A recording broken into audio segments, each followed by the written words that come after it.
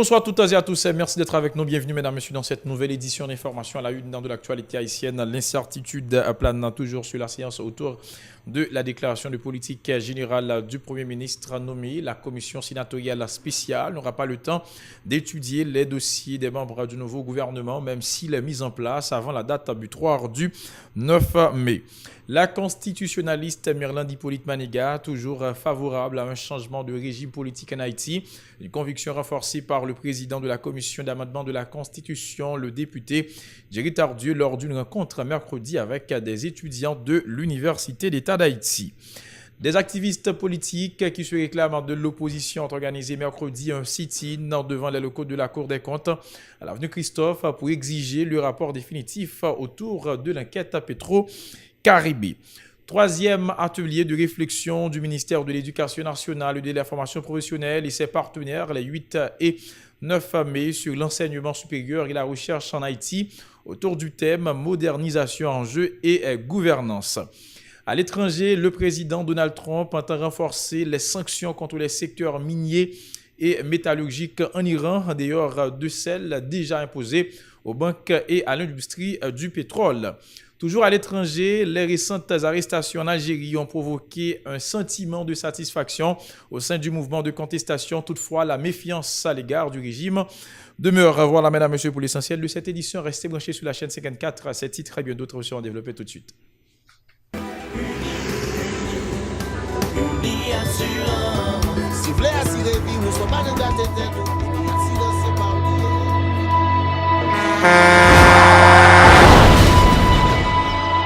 En général, moun pa reme pran assurance.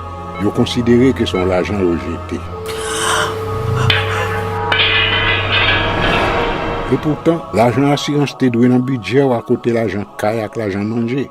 Li là pour les deux ou traverser un mauvais pas. Gardez tout à côté ou.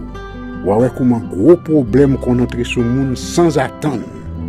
Mandez Dieu pardon, ça qu'arrive au tout. Une assurance dit ou précaution pas capon. Les malheurs arrivés, les faux amis flair saison a fait comme si on pas de jambe connaît ou. Une assurance après ta faire pour le jour, continuer vivre la vie ou quitter ce coup là dans main nous. Une assurance. Vivez en toute assurance. Bienvenue, mesdames et messieurs, dans le développement du journal. Comme annoncé en titre, l'incertitude plane toujours sur la science autour de la déclaration de la politique générale du Premier ministre nommé. La commission sénatoriale spéciale n'aura pas le temps d'étudier les dossiers des membres du nouveau gouvernement, même s'il est mis en place avant la date butoir du 9 mai. Dans l'après-midi du 8 mai, plusieurs listes circulaient sur les réseaux sociaux autour de la formation du gouvernement de Jean-Michel Lapin. Ce dernier n'a pas aussi adressé de correspondance au Sénat de la République pour solliciter le report de la séance, ce qui laisse croire que cet exercice est toujours possible moyennant que les parlementaires acceptent de passer outre la vérification de l'authenticité des pièces des heureux élus. Entre-temps, les députés partiront en vacances le 13 mai prochain. Le président de la République devra les convoquer à l'extraordinaire si auparavant Jean-Michel Lapin n'est pas passé à la Chambre basse au cas où son énoncé de politique générale est approuvé par le Sénat de la République.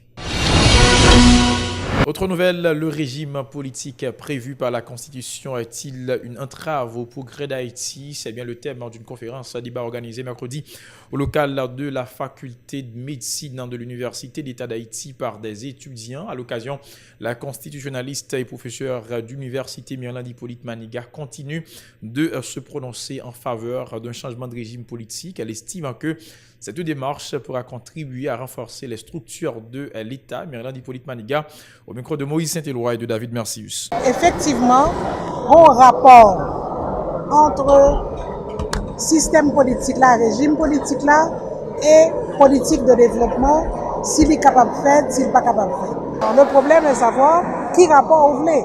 Maintenant, régime politique là. Interroger la Constitution et ouais, notre Constitution a un paquet de provisions qui concernent le développement économique et social. Parce que régime politique là, c'est une.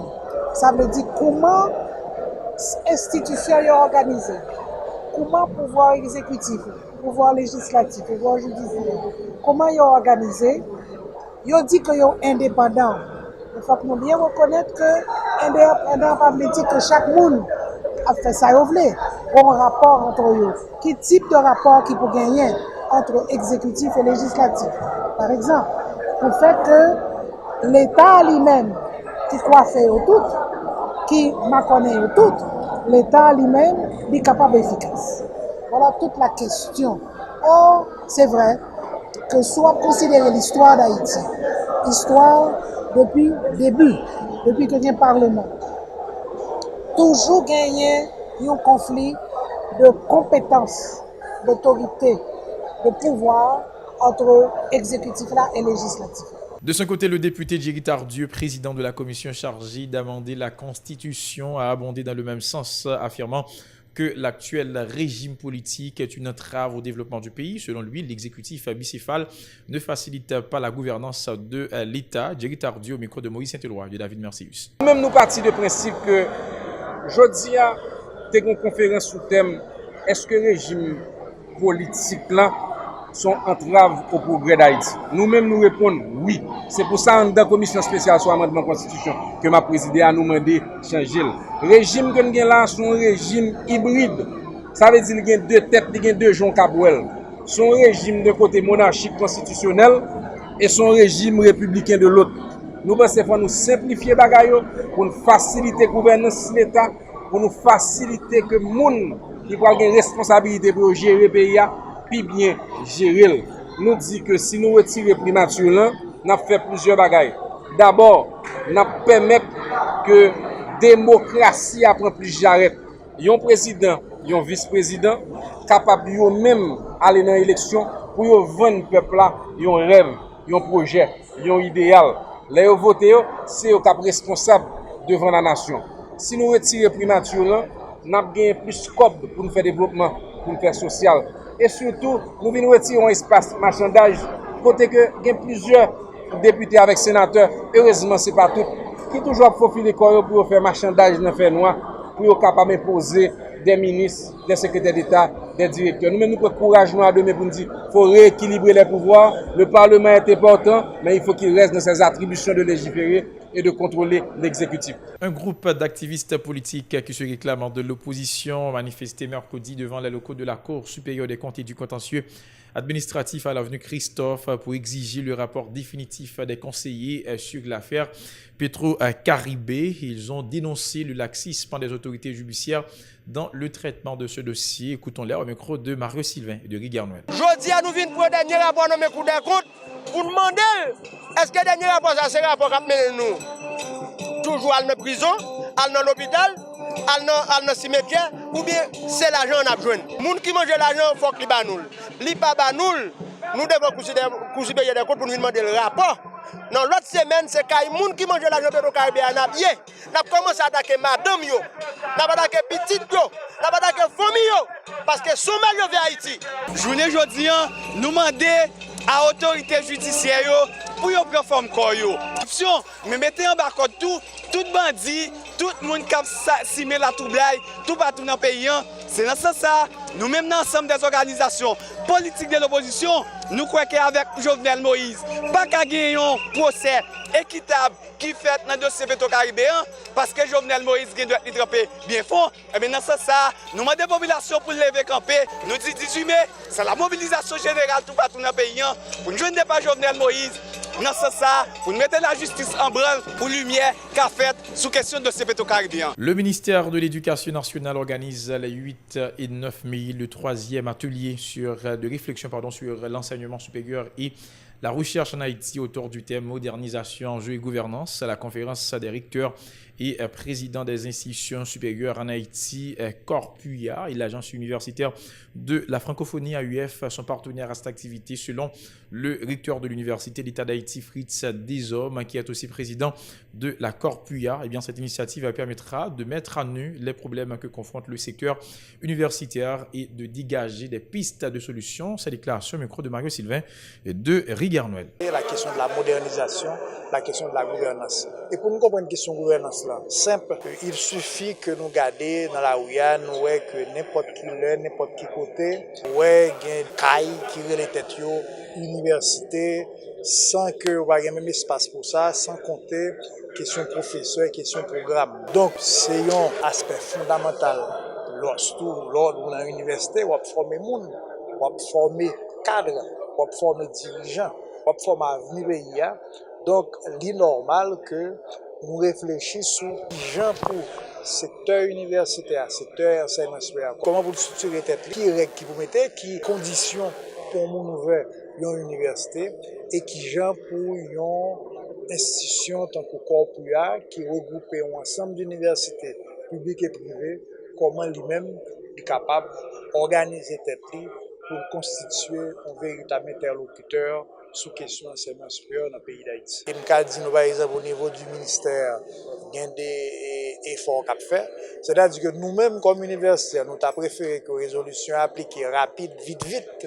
Mais, bon, dans le pays d'Haïti, nous sommes un pays qui n'a pas grand de ressources, et il y a quand même constitué des pistes, des orientations qui fait que l'ordre de ressources au cours déjà qu'on nous avons fait. Pour sa part, le directeur de l'agence universitaire de la francophonie dans la région, Saulo Neiva, a renouvelé son appui aux efforts visant le renforcement du secteur universitaire en Haïti, la création d'une bibliothèque numérique notamment inscrite parmi les projets de l'AUF pour Haïti, a promis M. Neiva à sa déclaration, toujours au micro de Mario Sylvain de Riguard Noël.